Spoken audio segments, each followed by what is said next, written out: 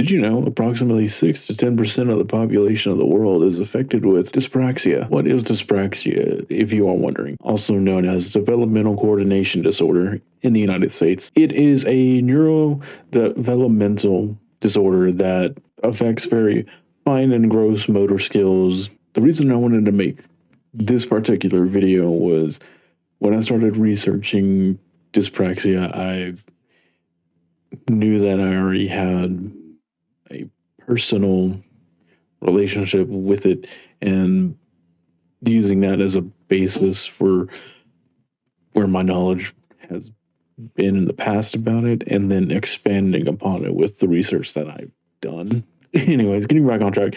For people that have dyspraxia, like, getting occupational therapy can help them overcome a lot of challenges that they may have. For me, I actually had occupational therapy from pre-K to first grade, and that was to help me hold pens and pencils and stuff like that a little bit better, hold scissors, definitely little scissors and any forms of scissors better, and hold the page, because I couldn't really cut. I could never cut a straight line. I still can't really cut a straight line.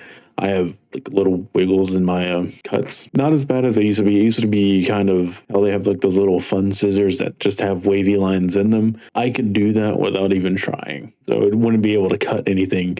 Like I wouldn't be able to cut a circle in a perfect circle. It would be like a wavy circle-ish thing.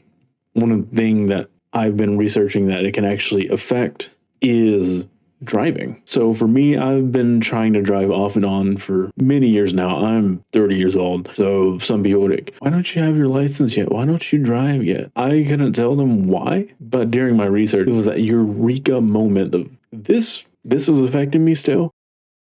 The way I see it, or the way I've been thinking about it since learning that it does affect it, is that I'm either focused on not putting my entire foot on the gas pedal to speed, and then forgetting to really look at my surroundings as I'm focusing on that one leg, and then just looking straight ahead, or focusing on everything else that's in front of me and forgetting that my foot is going down on the accelerator, so I'm going faster. There's just that disconnect.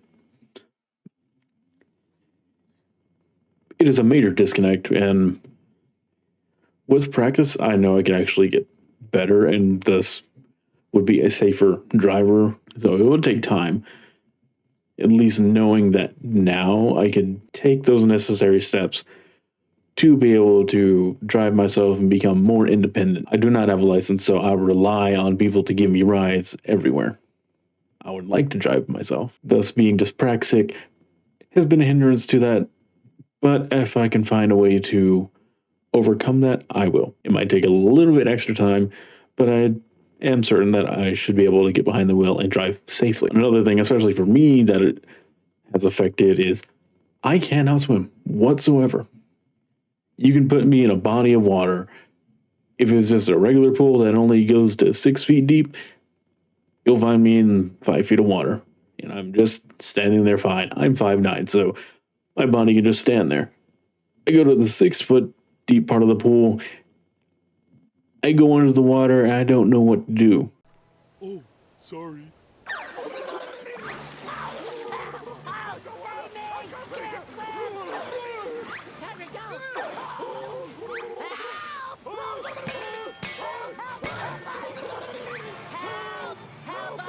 Yeah, my arm, you could do the little doggy paddle and stuff.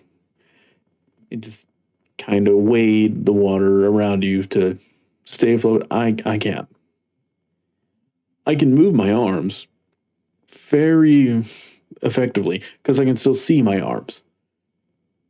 Even if the water's clear, once my lower half, like below my chest, once that gets below water, if I'm not entirely submerged, I don't know what to do. Again, it comes back to the disconnect when I can't really tell where my legs are underneath me. And that's where problems can rise. That I've tried to swim with no like life jackets or anything like that, and they've turned into very bad, nearly drowning things. Actually, one time I did try with a life jacket, and it actually started going up over my head, so I panicked and grabbed onto the boat. Like, no, get me out of here, get me out of here. Because I went fully under that water, and then it just came up and grabbed that boat. Like, no, you pulling me out now.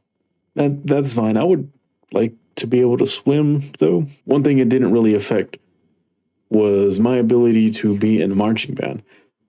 Now, there should have been a disconnect, as my hands and upper body were doing something different than my lower body most of the time, as we would have to turn our upper bodies always facing towards where our judges were, and yet the legs would be facing the opposite direction, and yet I never had any issues.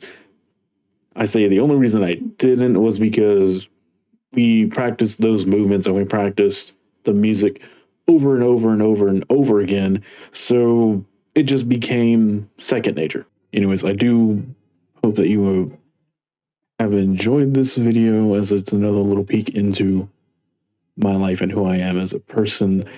And if you haven't seen it, this was the last video that I had posted, kind of showing who I am, and it's a bit unfiltered, mostly unedited, and just scatterbrained. Kind of to show who I actually am when lights are off and I'm just sitting alone by myself. But I will hopefully catch you all in the next video, and if there's a particular topic that you would like me to look into or discuss, especially over things like neurodivergency in general, or just another disorder like dyspraxia, maybe dyscalculia, dyslexia, any of the